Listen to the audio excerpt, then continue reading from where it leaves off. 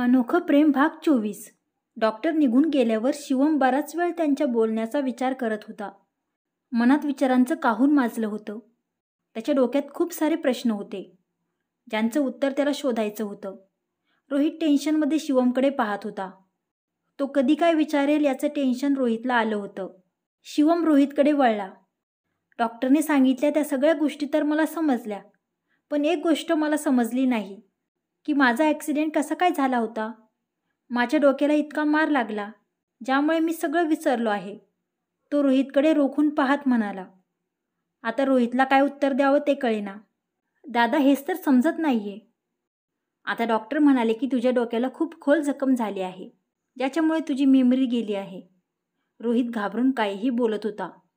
ठीक आहे, मला तर काही आठवत नाहीये, पण तुला ते सगळं माहीत आहे ना की माझा ॲक्सिडेंट कसा झाला होता. तू मला सांग की नक्की काय घडलं होतं. शिवम रोहितला खुदून खुदून विचारत होता. रोहितला काय बोलावं ते सुचेना, पण इतक्यात सुहानी दरवाजा उघडून आतमध्ये आली. तिच्या हातात ज्यूसचा ग्लास होता. तिने तो ग्लास टेबलवर ठेवला आणि उभी राहिली. तिला पाहून शिवम तिला प्रश्न विचारण्यासाठी तिच्याजवळ गेला. त्याचवेळी ती पटकन मागे वळली आणि शिवमला धडकली. दोघेही आश्चर्याने एकमेकांकडे पाहायला लागले. काही क्षणांसाठी एकमेकांमध्ये हरवून गेले. भानावर येत शिवमने आपली नजर बाजूला केली आणि ते दोघेही व्यवस्थित उभे राहिले. रोहित चकित होऊन दोघांकडेही पाहत होता. काय नाव सांगितलं होतं आईने तुझं? तुझं नाव काय आहे? तो सुहानीकडे पाहत म्हणाला. सुहानी नाराजीने त्याच्याकडे पाहत होती. सुहानी, दादा तिचं नाव सुहानी आहे, रोहित मध्येच म्हणाला. सुहानी, आईने मला सांगितलं होतं की तू माझा जीव वाचवला आहेस. म्हणजे तुला तर माहीतच असेल की माझा ॲक्सिडेंट कसा काय झाला होता आणि माझ्या डोक्याला ही जखम कशी झाली. सुहानी घाबरून इकडे तिकडे पाहायला लागली. तिला काय उत्तर द्यावं ते समजेना. जर तिने शिवमला सांगितलं की तिच्यामुळे तसा ॲक्सिडेंट झाला होता, तर शिवमच्या मनात तिच्याबद्दल परत गैरसमज निर्माण होईल आणि तो तिला चुकीचा समजायला लागेल. म्हणून ती पटकन खाली वाकली आणि ज्यूसचा ग्लास हातात घेऊन तो त्याच्यासमोर केला. पण शिवम तिच्याकडे रोखून पाहत होता. परिस्थिती सांभाळण्यासाठी रोहित तो ज्यूस मी पितो असे म्हणाला. ते ऐकून सुहानी तो ग्लास पटकन रोहितजवळ घेऊन गेली.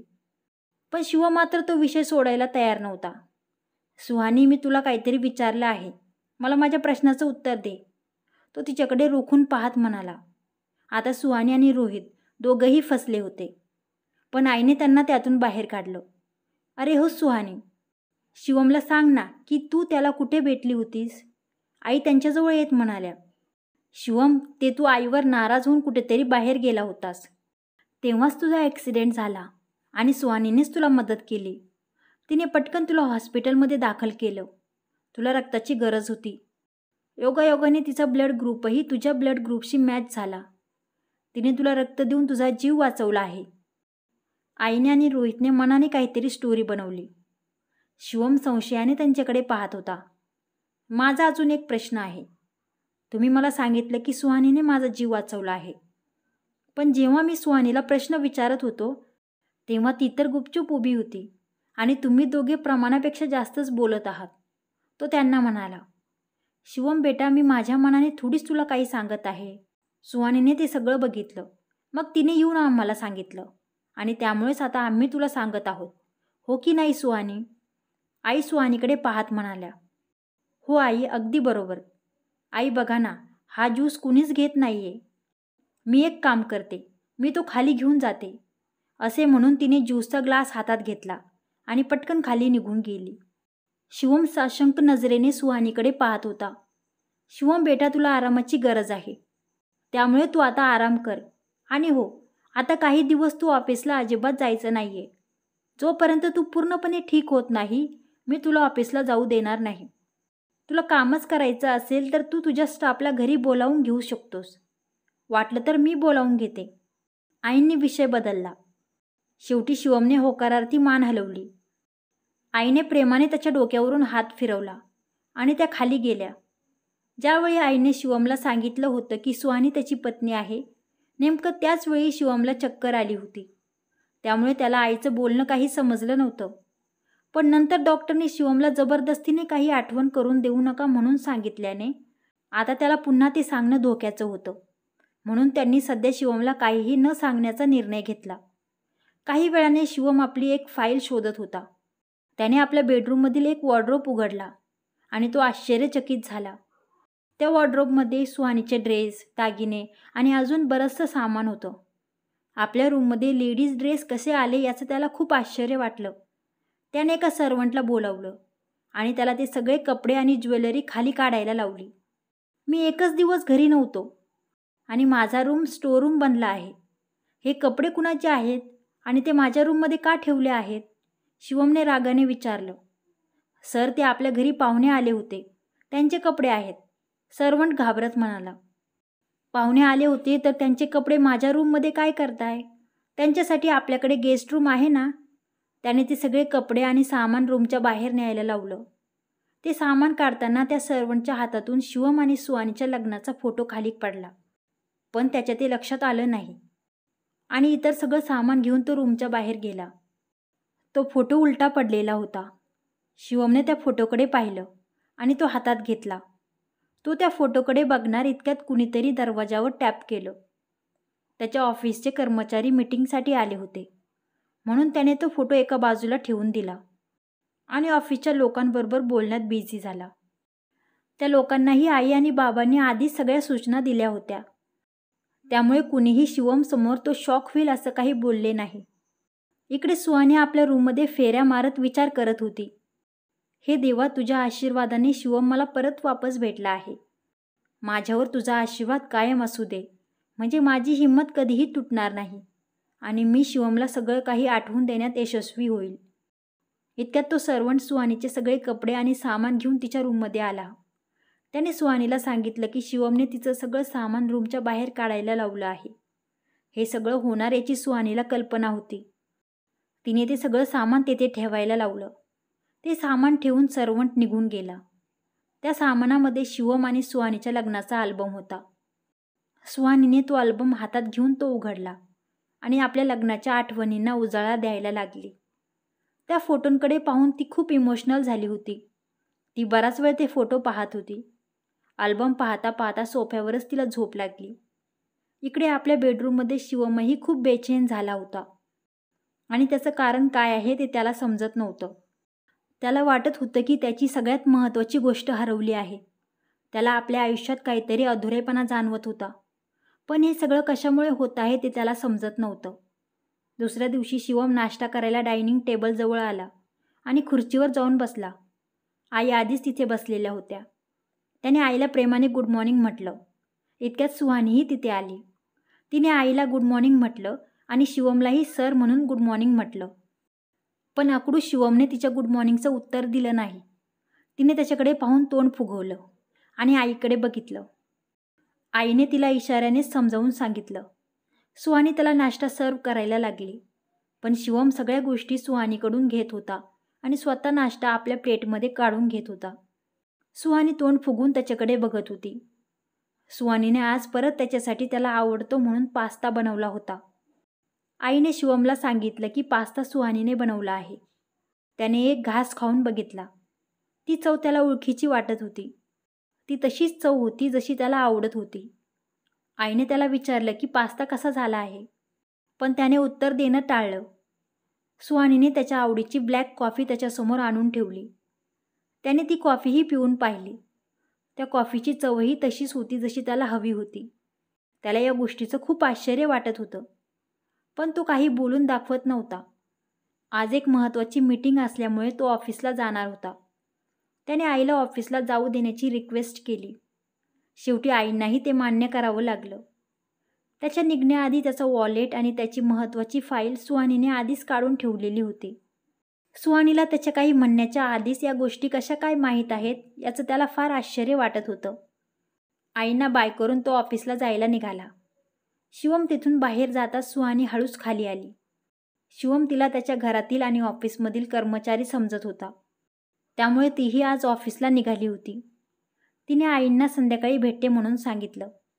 आईंना हक करून तीही ऑफिसला निघाली. आईने तिला ऑल द बेस्ट म्हणून विश केलं. ऑफिसमध्ये शिवम आपलं काम करत होता. सुहानी मात्र फक्त त्याच्यावर नजर ठेवून होती आणि त्याच्या रागापासून इतरांना वाचवण्याचा प्रयत्न करत होती.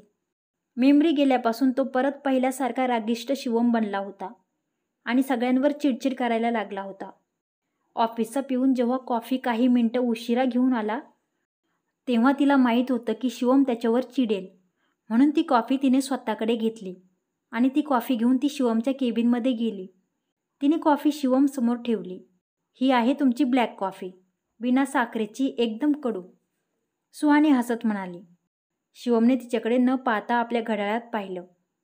सुहानीने आपलं तोंड फुगवलं. कॉफी कडूच चांगली असते. आणि आता यानंतरची कॉफी बरोबर?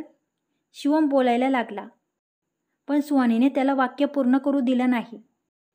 यानंतरची कॉफी तुम्हाला ठीक 12:15 वाजता हवी आहे, ती पटकन म्हणाली.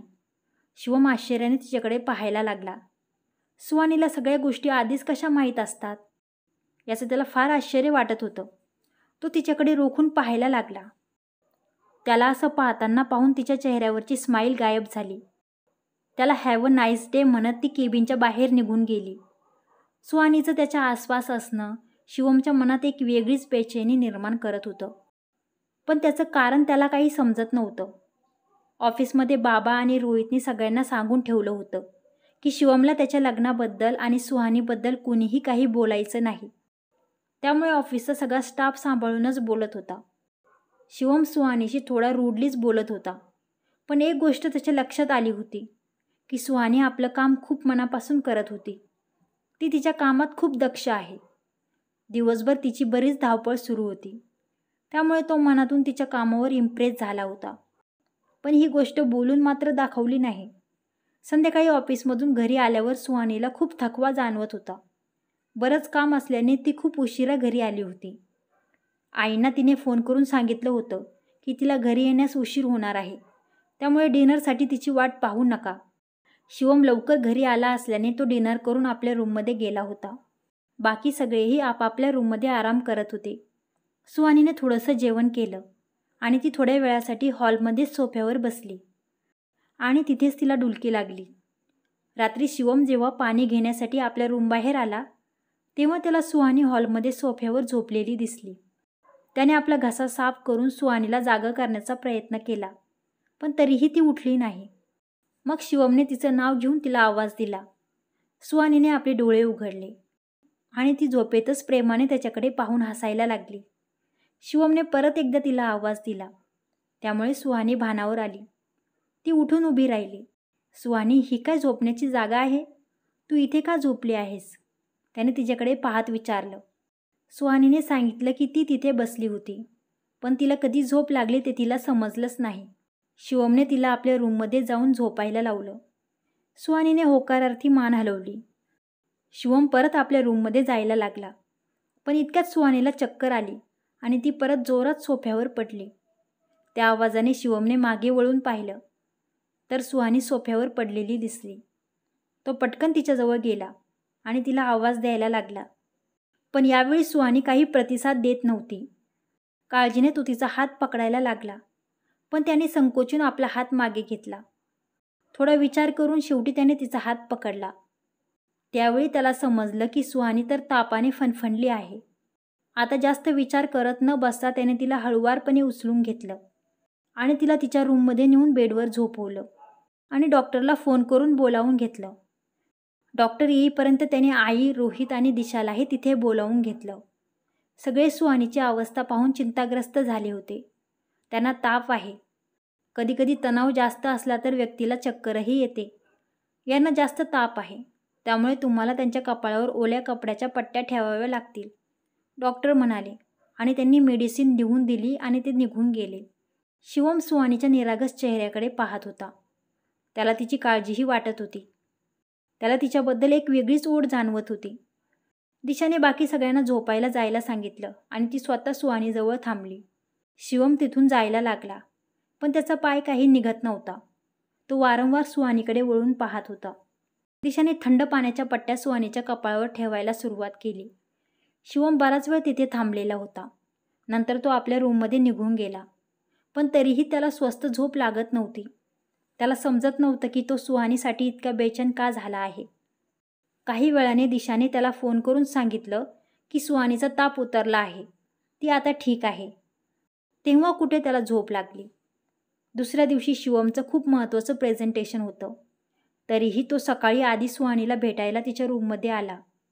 सुहानी शांतपणे झोपलेली होती. तिच्या चेहऱ्यावर एक गोड स्माईल होती. तो भान हरपून तिच्या निरागस चेहऱ्याकडे पाहत होता. इतक्यात दिशा तिथे आली. तिचा आवाज ऐकून शिवम भानावर आला. त्याने दिशाला सांगितलं की तो सुहानीची तब्येत कशी आहे ते विचारायला आला होता. दिशाने त्याला सांगितलं की सुहानी आता एकदम ठीक आहे. तिचा ताप उतरला आहे. त्यामुळे शिवमला हायसं वाटलं. त्याने दिशाला सांगितलं की आज सुहानीला ऑफिसमध्ये येण्याची काही गरज नाही. तिला आराम करायला सांग. आणि तो सुहानीकडे एकदा बघून रूम बाहेर गेला. दिशाला हे बघून फार आनंद झाला की शिवमच्या मनात अजूनही सुहानीबद्दल काळजी आहे. त्यामुळे तिला वाटलं की शिवमला लवकरच सगळं आठवेल. सुहानी उठल्यावर दिशाने सगळं तिला सांगितलं. ते ऐकून सुहानी खूप आनंदली. ती आपल्या मनावर दगड ठेवून सगळं काही सहन करत होती. शिवमच्या मनात तिला जागा आहे हे पाहून ती मनोमन सुखावली आणि तिचं सगळं दुखणं पळून गेलं. आज तिला ऑफिसला जायचं नव्हतं, पण तिला शिवमच्या आसपास राहायला आवडत होतं. ती दिवसभर बोर झाली होती. आता तिने शिवमचा आणि तिच्या लग्नाचा फोटो बाहेर काढला आणि जुन्या आठवणींमध्ये हरवून गेली. तोच तिला आईंनी आवाज दिला म्हणून ती फोटो तिथेच ठेवून घाईघाईने उठून बाहेर गेली. खिडकी उघडीच होती. त्यामुळे तो फोटो हवेमुळे उडून खाली पडला आणि उडत उडत रूम बाहेर गेला. इकडे शिवम आपल्या कारमध्ये बसून घरी येत होता. काहीतरी घेण्यासाठी गाडी एका बाजूला थांबवून ड्रायव्हर बाहेर गेला होता. शिवम टाइमपास करण्यासाठी विंडो उघडून बाहेर बघत होता. इतक्यात त्याला सुहानीची एक मैत्रीण भेटली. ती शिवमजवळ आली आणि शिवमला सुहानीबद्दल विचारपूस करायला लागली. शिवमला समजत नव्हतं की ही अनोळखी मुलगी मला सुहानीबद्दल का विचारते ते.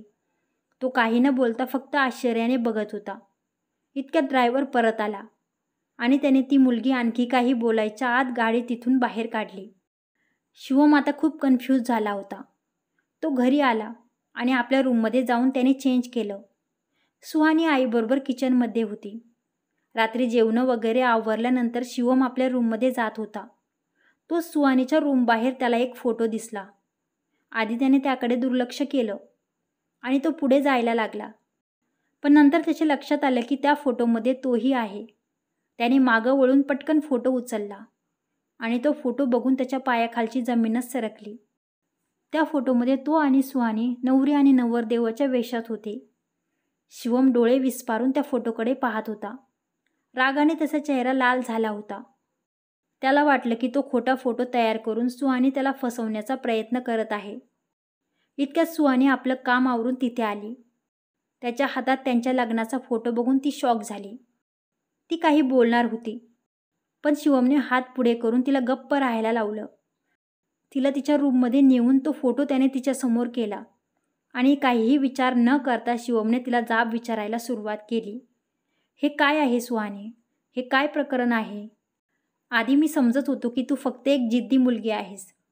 तुझं माझ्या आसपास फिरणं, माझ्या सांगण्याआधीच माझी कामं करणं, ही सगळी कामं करण्यामागं तुझा काहीतरी उद्देश आहे. आता मला समजलं. तू हे असले खोटे फोटो तयार करून मला फसवण्याच्या तयारीत होतीस. पण नक्कीच तू हे एकटी करत नाही आहेस. यात अजूनही कुणीतरी सहभागी आहे. तू हे मंगळसूत्र आणि भांगेत कुंकू भरून फिरत असतेस ना? नक्कीच तुझा पतीही यात सहभागी आहे. तू पैशांसाठी इतक्या खालच्या पातळीला जाऊ शकतेस? शिवम खूप तावातावाने बोलत होता. सुहानी आपली सफाई देण्याचा प्रयत्न करत होती, पण तो तिचा एक शब्दही ऐकून घ्यायला तयार नव्हता. तिचे डोळे पाण्याने डबडबले होते. रडतच ती तिथून निघून गेली. शिवम अजूनही रागाने थरथरत होता. त्याला ही गोष्ट आईच्या कानावर घालायची होती, म्हणून तो आईच्या रूममध्ये गेला. आई झोपण्याची तयारी करत होत्या. शिवमला पाहताच त्यांनी हसत प्रेमाने शिवमकडे पाहिलं, पण शिवमच्या चेहऱ्यावरचा राग पाहून त्यांचा चेहरा उतरला. त्याने तो फोटो आईपुढे केला. आई, तुला या मुलीवर खूप विश्वास होता ना? बघ तिने काय केलं आहे. हे असले खोटे फोटो तयार करून ती आपल्याला धोका देत आहे, तो रागाने म्हणाला. आई तो फोटो बघून शॉक झाल्या. शिवमच्या तब्येतीसाठी ही गोष्ट त्याच्यापासून लपवून ठेवलेली होती, पण आता शिवमला खरं काय ते सांगावंच लागणार होतं. शिवम सारखा सुहानीला हर्ट करत होता आणि आता आईलाही सुहानीचे अश्रू पाहवत नव्हते. त्यामुळे त्यांनी शिवमला सगळं खरं सांगण्याचा निर्णय घेतला. क्रमशः. कसा वाटला आजचा भाग? जर कथा आवडली असेल तर व्हिडिओला लाईक करा आणि माझ्या चॅनलला सबस्क्राईब करा. धन्यवाद.